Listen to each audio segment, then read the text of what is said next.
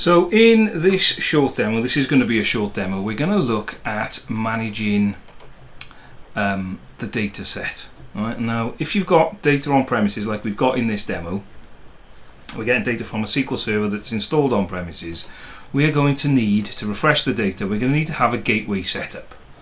Alright, so if I come in here and click on schedule a refresh, for the schedule refresh to work, there needs to be a gateway connection. Right, you can see I've got a personal one running there, and it needs to be set up.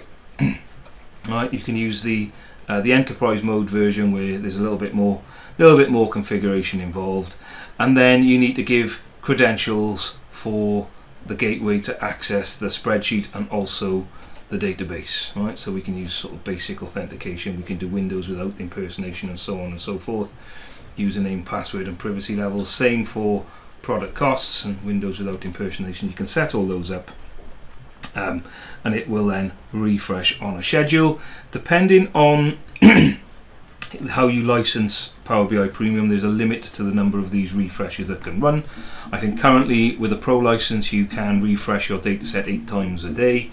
If you've on Premium per user or Premium, you've got a Premium capacity, you can refresh possibly up to 48 times a day. I think I've got that right. I think it's 48.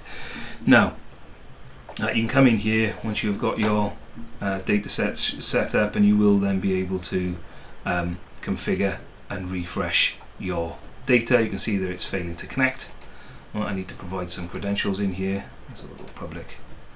We'll click on sign in, and then it'll ask us to sign in. You can see where it's trying to get to. I'm just going to cancel that for a minute because that isn't going to work in this case, so there's no point in me trying it. I would need to configure this for my machine because this is where it's running off. Once that data source is in place and the gateway is working, we could add credentials so we can get to the product cost file and also the SQL server, and then we can set up our schedule.